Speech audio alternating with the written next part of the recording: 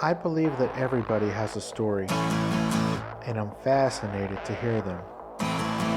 So come with me as we take a walk down Fascination Street.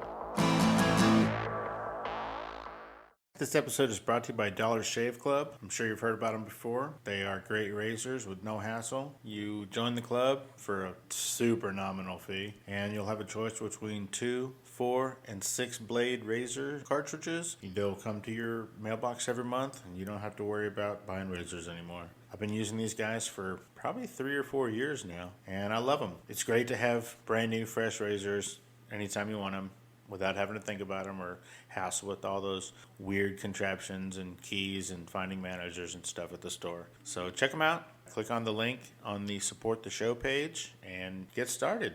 Hey guys, a couple of months ago I got to go on a trip to LA and I got to meet a lot of cool people and do a lot of interviews. One of the people I got to meet and interview is Gary Smith from the Adam Carolla Show. Not only was he kind enough to sit down with me, he arranged it so that we could record this episode of Fascination Street in the Adam Carolla Studios. Carolla One Studios, Carolla Digital, Adam Carolla Studios, whatever you want to call it. So, if you've ever wanted to learn more about Gary Smith, this is your chance. Super great guy, and I can't say enough nice things about him. Give him a shout out on Twitter at Gary Patrick Smith and tell him you heard his episode of Fascination Street. So, let's get to it. Yeah, talk to me, yeah.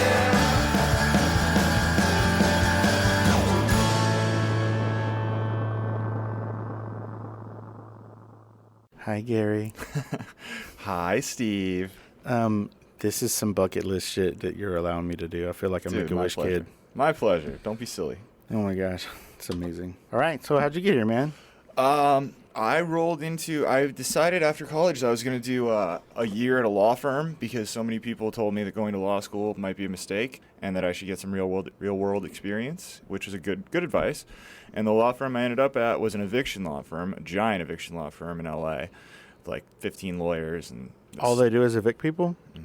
staff of like 30. And damn, that shit's depressing. So you graduated law school and No, I didn't. I graduated college, decided to go work at a law firm for a year gotcha. before law school to give myself a real sense of what I might end up doing, because people kept cautioning me that being a lawyer may not be something that would be suited to my particular personality. soul sucking? Yeah. So I'm sort of glad that I picked the law firm that I did, because it was, it's pretty rough. Every time your phone rings, it's somebody who either is being unjustly evicted, in these people's minds, being unjustly evicted and are going to be on the street, or they have a squatter that is in the income property for their mom who can't afford her medication because it's not being paid. Nice. And it's, the part of that job is just answering 40 or 50 phone calls a day. And it's like that'll take it out of you. So, I decided after that I wasn't going to go to law school, at least immediately, and I was going to try to take some time to figure out, what I might be interested in going back to school for. Maybe go get my MBA. I started taking classes for the GMAT, and I saw online one night, end of the night, I was drunk and looking for the podcast at like 12:30, and they at midnight had posted that there was going to be a live podcast, which is the first one of those that Adam or maybe anyone had ever done, and it was at the Irvine Improv, which was it's near my hometown. My parents live in Newport, so I'm very familiar with it. So I bought one ticket, and I printed out a resume and put it in an envelope and went down there and watched the show and just kind of kept my eye out for who seemed to be his producer. And I found Donnie at the time, and I went up to him and said, this was December-ish. I said, I'd really like to intern for you. I'll work for free, but I just, I'm trying to figure out what to do next, and I want to come, work hard and work for free and learn some stuff. And he said, okay, well, we're shutting down for the holidays, but here's an email address, and, email me your resume after the holidays. And I pulled it out of my breast pocket and handed it to him, and he went, oh, okay, well, that's a bullshit email address. Here's a real email address. Sweet. Go ahead, and I like the fact that you had this ready and you've really clearly thought this out, so send me an email, and we'll figure it out. And for my interview was in, first week of April, so once a week, pretty much, for the next 4 months, I just sent different versions of pretty much the same email, but it was just basically I changed them every time, so it didn't seem like I was just reformatting. But it was just I'm not going to leave you alone. Donnie told me that he'd give me an interview, and I'm just going to keep bothering you until you do, and eventually they did, and here I am. Wow. Never expected to do it for more than 6 to 9 months. But Really? I was looking for something to do kind of in between while I decided what was really next. You know, this wasn't. It was more of I'm a fan of Adam. I wouldn't mind being around him and a bunch of comedians and stuff. You know, it seems like a good place to kind of learn a little bit of. You know, I always liked a lot of his coaching up type of things. You know, his grit model, all that kind of shit. I thought being around something like that would be good. It was close to where I lived. I was luckily in a position where I'd been smart, and I had a few months where I could work for free. And then kind of right around the 6 or 9 month mark where I imagined that I was going to be moving on, they offered me a full-time position and a salary, and I said, all right, well, maybe I'll do this for a couple of years. And here we are. How long has it been? 5? 8. 8. Oh, really? No. Really? 8? 7. Wow. So That's it's awesome. just over 7. Maybe it's 8 in April. I can't remember. I'd have to ask Matt. Me and Matt and Chris all started basically within 3 weeks of each other. Really? Yeah. Wow. Chris was first, then me, then Matt. It was like it was Chris one Monday, then me, then Matt. Like, oh, really close. Yeah. So when you first started, what were you doing? I was call screening, Okay. at least at first, and then Is that typically where one starts? around here it's different for every person because it's about what we need at that time. Right. So like when Dylan started, he was working on Carolla drinks mostly, Okay. and kind of facilitating whatever any of the staff members here needed help with. I started with call screening and quickly moved into. I was trying to do anything I could, but you know, it's the staff over here isn't a giant team. It's not a giant team, but for what we do, we've got a healthy number of people, at least at that time. Now that we have Chassis and Carolla drinks and all this other bullshit that, you know, goes along with the podcast, it's a little different. But call screening, then I quickly moved into writing bios and, you know, getting all that information ready before the guest came in. For guests, Okay. right. For Adam. Yeah. And then, I don't know, it might have been at the year mark. Shortly after I started getting paid, I was asked to be the associate producer for what was then called the Parent Experiment. Mm-hmm. So I was doing that. I was also given Jim Carolla's short-lived show on the network. So I was kind of associate producing. I was sort of just observing ACS. There was a big staff that already kind of was filled out, but I was there every day, lurking and kind of making it known that if somebody gets sick or decides to move on, I'm coming for this job. So I worked really hard on Parent Experiment after, I don't know, I mean, it's hard, the timelines are hard for me to remember, but after what now seems like not very much time, it might have been a year or so, it may have been 2, but I don't remember. You know, things kind of deteriorated with the person who was producing that show at the time, and I kind of swooped in and said, you know, they said, we're going to change the name and we need a producer. And I was like, well, I'm the only one who's been here. At the time that I was given the associate producer's job on the Parent Experiment, Gary Butters was running the board. Is that full-tard? That is Fultzard. Okay. Who is not at all trained in audio, missing parts of some fingers. It was just a very weird, he's a journeyman builder. Okay. And I don't even know if I would go so far as carpenter. He's skilled, but he's just kind of a Construction worker? construction guy, yeah. Mm-hmm.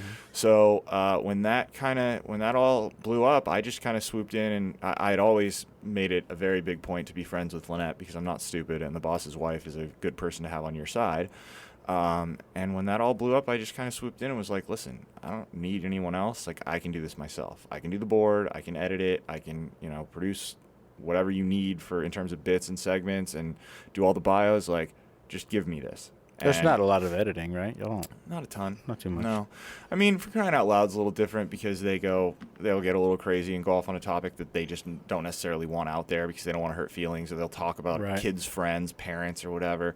So there was a little more at the time. ACS has almost no edits. I mean, it's very rare that we edit ACS. But I just kind of took that one on full steam, kind of counting on the fact that if Lynette was going home every day and telling, or, you know, once a week, whatever it was, telling Adam that she liked her producer and that he was good at it, that I would move up the ranks. And I did, slowly but surely. I was still doing bios for ACS.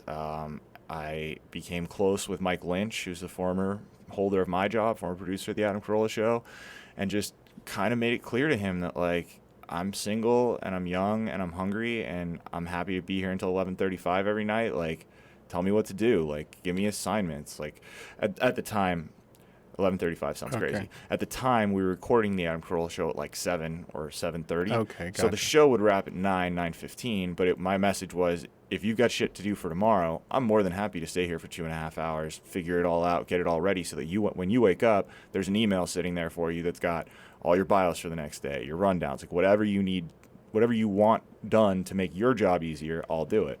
And I think he liked that. He and I became very friendly, and he kind of took me under his wing and showed me everything. And then when it was time for him to move on, he suggested me, and that's kind of how I ended up as the main producer for the. So where did you learn to turn the knobs and the buttons and whatnot? Kind of on the job. I mean, doing For Crying Out Loud for sure. If you go back to the earliest episodes of that, they don't quite sound the way Reasonable Doubt and stuff does now. Sure. I just kind of learned trial by fire. I had guys around here like Dawson and Chris who were classically trained to a certain extent in this stuff, and I would ask them questions, and we're all very chill and gracious about sharing our knowledge with others, That's cool. at least within the staff. No one's really territorial. Like, no one really, I don't think Dawson thinks I'm coming for his job, but I also think Dawson knows that he, went to a few different places for education in these things, and he's the expert. So, I'd ask him, I'd ask Chris, and everyone was always really gracious. Very cool. How long do you plan on staying? Forever? I mean, let's be realistic here. Forever. My career is probably going to go longer than Adam's broadcasting career. I mean, at a certain point, he's going to want to tap out, I Think would so? imagine. Nah. I don't think anytime soon, but I Right. think I'm not sure I see an 85-year-old Adam Carolla rolling in here, and nor do I think Stern goes quite that long. I think that at a certain point, when you're a millionaire, you want to step back and smell Enjoy the roses yourself, and yeah. enjoy your kids, enjoy your money. I'm not saying I think that he'll stop working, at any point, but I think the daily podcast and the podcast network may one day eventually end. So forever, maybe not, but I'm not looking for a trapdoor right this second by any means. I'm happy with my job. I'm treated well here, and I get to do something that most people wouldn't consider work and get paid for it. So I try to, every job's a job, and every job produces bad days, and days that you want to tell your boss to fuck off or whatever. That's not specific to here. It's just every job I've ever had is like that.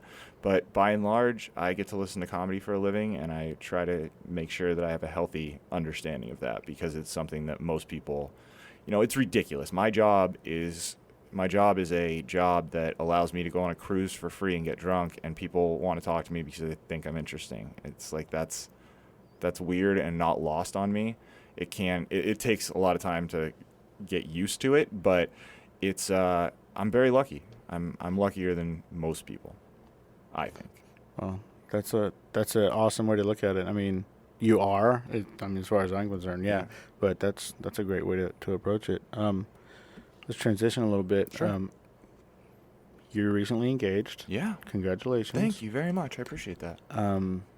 That was a pretty uncomfortable story to tell on water cooler. As I tweeted later, that there was a lot more of me on the water cooler that day than even I was comfortable with. Really? I'm not wild about talking about myself. As much as you might not believe that based on listening to the show, I don't know that I would want to do what Adam does, which is every day get on and do 2 hours where the first 30 or 40 minutes is what he did that day. And maybe I could become comfortable with it, but that's not anything. The behind the mic thing was never really something I strived for. Really? Yeah. I'm like Caitlin. I heard your interview, which I don't know if it was another podcast or the earlier part of this one, but I know you interviewed some of the other Carolla lackeys around here, and I was sitting in the engineering room listening. And I'm a lot like Caitlin in that I enjoy producing and making a good product, but it's morphed over the years to include a lot of me just by nature of Adam asking for things and, me having to tell him and stuff like that. But being an on-mic personality was not really something I ever planned on or strived for when I got here. I wanted Mike Lynch's job, which was to produce the show, make it good, and facilitate a very talented comedian in putting out the best product he could for the fans, because I started as a fan. Gotcha. Do you still listen? I mean, like if you weren't here, if you're off and somebody else does the show, like, last week you had a couple of days where you weren't here for the show, right? Yeah, no, that's not true technically. Yeah, I guess that's not true. Because we ended up technically. doing a weird. Yeah. That was the plan though. It's Like, do you listen when you're not here? It's a little different. I am very rarely not here. Right. And if I'm not here, it's likely that I'm doing something that sort of predicates me from listening. Mm-hmm. However, I will very carefully monitor social media, and if there's something that happens that I feel I should know, I will then listen.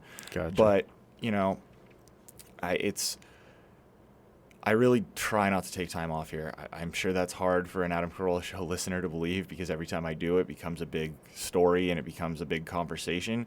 But I only really take times off for things like my very close friends' bachelor parties, my very close friends' weddings, like things like that are just, it's really not up to me. Those are the things that those people set, and those people are important to me, and I'm going to be there. And, you know, there's no personal time here, so I just have to take it in the teeth a little bit, and that's fine.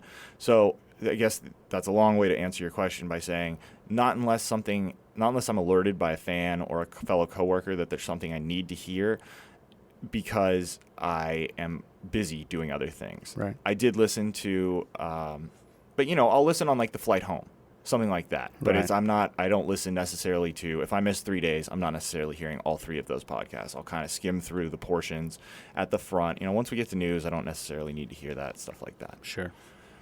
Feel free to say pass. Sure. If there's a question you don't want to answer, but how did you meet your lovely fiance? You don't have to use names or anything. It's fine. Yeah, no. Her name's Joya. She's a delight. We met through friends. We're both kind of from the same area in Orange County. Are y'all roughly the same age? We are. It's about a year difference. Our paths didn't cross until 3 or 4 years ago, but she grew up in Yorba Linda, which is kind of, you know, inland Orange County. I grew up in Diamond Bar and then Newport Beach, which are kind of similar. And when we first started, you know, dating and introducing each other to friends and family members, we both have a hard time believing that we hadn't crossed paths before. Whether or not we were introduced, we doubt, because we probably would have remembered that. But we have so many friend groups, family groups that are in common that it's almost hard to believe that we didn't at least somehow end up at the same party or the same bar or something at some point. So when we got introduced finally, it was very, there's a lot in common already. Very cool. Yeah. I'm sure y'all don't know, but is it going to be a long engagement? Or? No.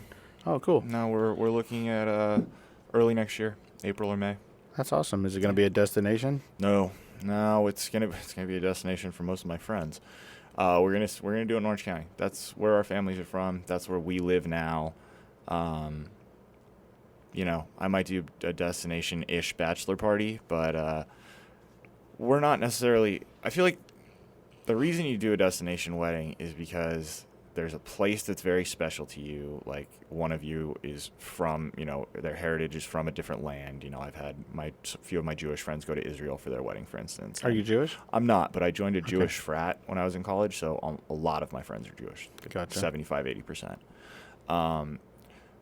Or if you want to cut down the guest list, you know, you go to Hawaii or Costa Rica because you want people to kind of say no, and you want to have 30 people as opposed to 150. Right. And we really kind of want to do a party with all of our friends. So we're kind of sticking to Orange County. A lot of my New York friends and a lot of my family is from the East Coast and the Midwest, so it'll be a destination for them because it's not going to be right in LA. You know, they're going to have to fly into LAX and kind of travel down Orange County, but yeah, it should be April or May. We're hoping to get in before the summer heat and pray that there's no rain, depending on which venue we pick. Sure. Yeah, we did that. My wife and I, you know, living in San Antonio, we went to Vegas and got married. And that was, I mean, you know, everybody couldn't go, but everybody was able to watch it on the internet. So that was cool, like live on the internet. Just tune in. And so that was really cool. Do you like doing it there? I'm always interested talking to people who aren't from LA about Vegas because it seems like much more of a sporadic thing, whereas I'd say since I turned 21, I've probably averaged 10 Vegas trips a year. Yeah, if I lived here, I'd go all the fucking time. Yeah. I thought it was a blast. It's fun. I'm a real big Frank Sinatra fan, and, I mean, that city's got a lot of Frank Sinatra and the Rat Pack and the Mafia history, and it's a little shinier and glitzier than I thought it was going to be. Well, I mean, this was 15 years ago, but, you know, all the Vegas that I had seen, and all the books that I read about Frank and all the magazines and all that stuff. It was That's a different era. it was a long time ago. Yeah. But yeah, I It's- thought it was really cool. One weird thing happened when we had just got married, we were on the way to get married. So we got into the elevator and we're going to the place, and this guy gets into the elevator with two ladies, and we're wearing our wedding clothes and we're all excited, and as the door opens, he grabs both of these ladies by the behind and squeezes them like real hard, and he looks back at me as they're walking out, and he says, "Don't do it, man. You won't be able to have hookers anymore." And then he walked out and the doors closed, and we just looked at each other like, what just happened? That's Vegas. And man. then after we got married, we were walking to, we were just walking, I guess, on the strip, still in our wedding clothes. And I don't know if they still do, but back then, there's like corner people would the hand you cards with ladies on them. People are handing me these cards. I'm with my wife that we got married 20 minutes ago. So, you want to hear a somewhat funny story about that? I do. All right. Next time you have Chris Luxemon on your podcast, you can ask him about this. Chris Luxemon is in a fantasy baseball league, I think.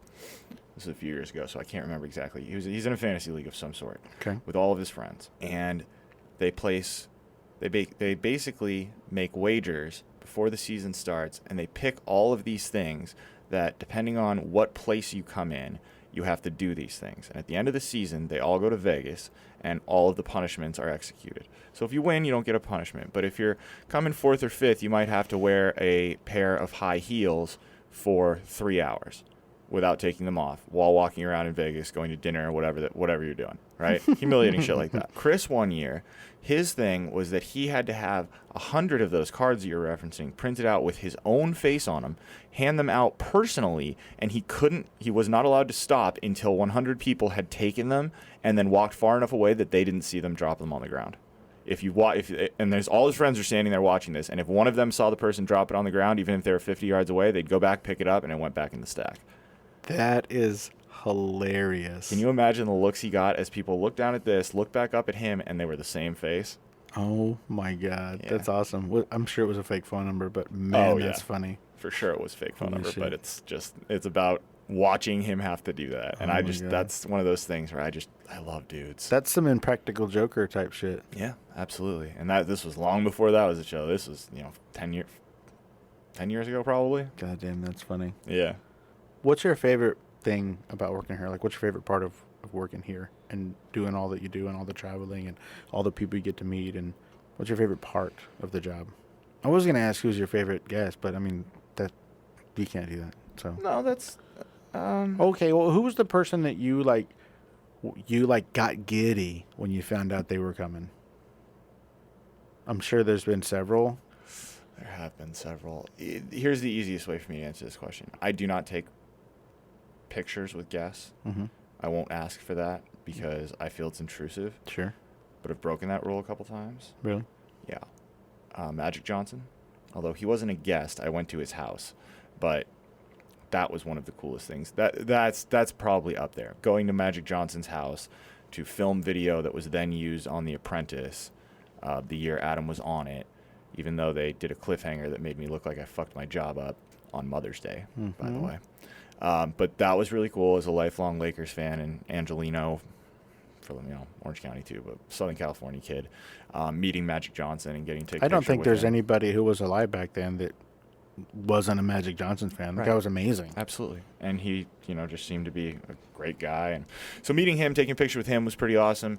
The other celebs that I've taken pictures with, and I may forget one, but the two that I know of for sure are Joel McHale, just because I've been a big fan of his for a long time. And the first time I met him, I happened to be wearing a Childish Gambino shirt, which is Donald Glover, and he made a comment on it. And I was like, all right, well, I never do this, but I really love you, and, you made the comment. Can we just take a picture? He was really cool about it. That for about 5 years was my Twitter picture with him cropped out, which is a story Really? Chris loves to tell. That's funny. I didn't do it to slight him. I just like the picture of me, Right, and it I was a didn't good want picture.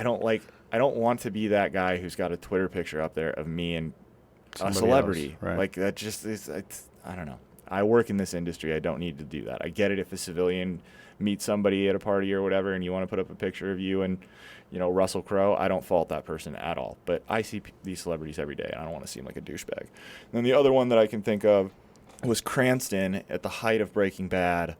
And the reason that I did it with him was because it was a live show that I was producing from the John Lovitz Comedy Club, which is, I think, now defunct, but it was on City Walk. City Walk. Yeah, up Yeah, at it's Universal. closed. It's gone. Yeah, and see if you can find somebody who used to work there. That's a hell of a story, but for another time. I've heard a lot of things. Yeah, there's a lot of. Kevin and Ralph used to do a show there, and it did not end well. And nothing about that. They club ended never, well. ever held anything back about how they felt about it. Yeah. And then so he showed up.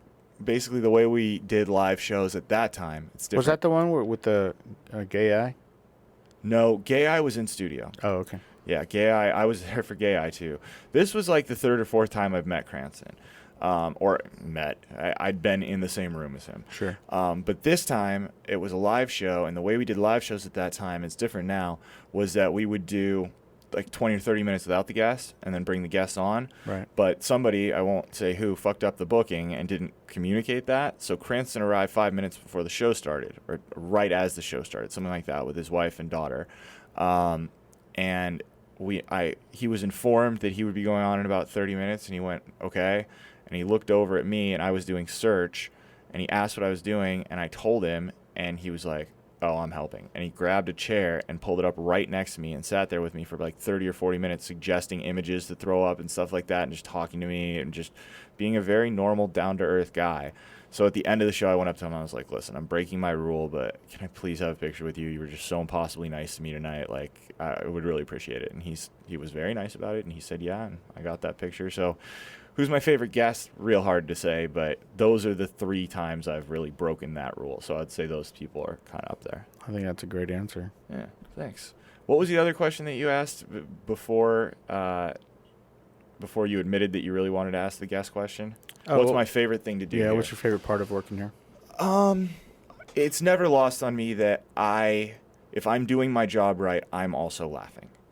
I like when we can hear you laughing behind the glass. Yeah, I'm a little boisterous. I'm trying to work on that. But if someone really gets me, don't. It adds to the show. It's if great. someone really gets me, then I can't hold back. Like if, and you don't hear that a lot out of well, this guy just came out with a book about, the war. It's always an A-list fucking real funny person, or it's Adam.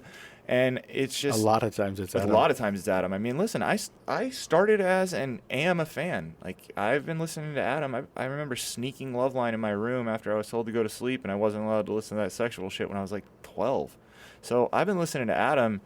Basically, the only thing that I really missed that Adam did was the radio show, and it was because at the time I lived in a market where it didn't exist, and I wasn't aware of it. He wasn't in San Antonio at all. Yeah, he wasn't in Tucson either, which is where I was for most of that time period.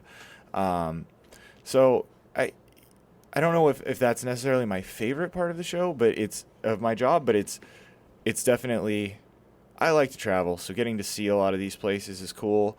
But on the flip side, it's not the way I travel where I try to see a city. It's an airport to a hotel to a venue, which is fun because all the fans are always really nice, and then kind of back to a hotel and to an airport the next morning. So you don't get to see a ton of it, but I get 2 or 3 hours that I can go out and hit a few bars and get a sense of what the atmosphere is and how the locals are and stuff like that, and that's nice. But I do, when I'm having a bad day, I constantly remind myself that I get to listen to comedians for a living. I get to laugh for a living, and if I'm laughing, then I am, in theory, doing a good job, because it's hard to make me laugh. So if I'm laughing, then hopefully it's because I've prepared for that show correctly, or I have put the right bit in with the right guest, or whatever. Cool. Yeah. That's awesome. How did you first find out about that he was doing a podcast? Like, how did you find it? Yeah, that's funny. I think that whenever he, it's not all the time, but I think every once in a while when he has a caller who's whatever, going on about whatever, I think he should ask them how they found him, because everybody finds it differently. Everyone's got a different story. It's interesting. I mean, mine's pretty weak considering what I do now. I had never listened to a podcast before I heard about Adam's. I was driving home one night late, was on the 101 freeway at Barham, which is coincidentally really close to where Adam lived at the time, and close to where I lived too. Adam and I coincidentally lived about a quarter of a mile away when I started working for him. Wow, you have a nice house. At the time, I had 5 roommates in a house in the Hollywood Hills. It was on the other side of the freeway, which is not quite as nice, but in a straight line, which you can't do, but in a straight line, it's not very far. As the crow flies. Absolutely.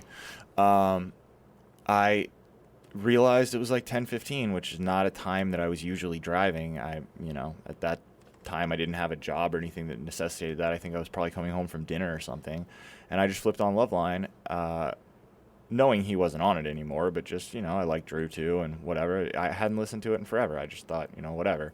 And he was co-hosting it, and he was promoting his podcast. It was about 6 to 9 months old at that point, and I went home and figured out what that was and realized that I had, 9 months times 5 days a week at an hour. At the time, it was about 45 to an hour and 15, just the one-on-one Adam Carolla podcast before it became the Adam Carolla Show. And I really didn't like my job that much at the time because I was working at that law firm, and I just downloaded them all, and I blew through them in, 3 weeks, 4 weeks, however much time, 8 hours a day times 5 days a week gets you up to that 9 month. It was just that fast. And, it wasn't long after that I... Once I started having to consume them day by day was when I was kind of like, all right, this job's fucking bullshit, and I need to get out of here. And that was shortly thereafter the live show came up.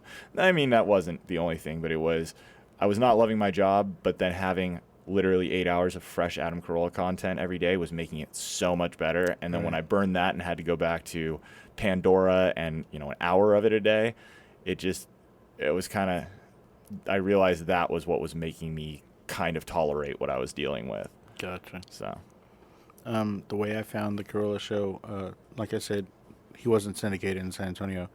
I was listening to a different podcast, and I think they were out of, Wisconsin or whatever, somewhere up there.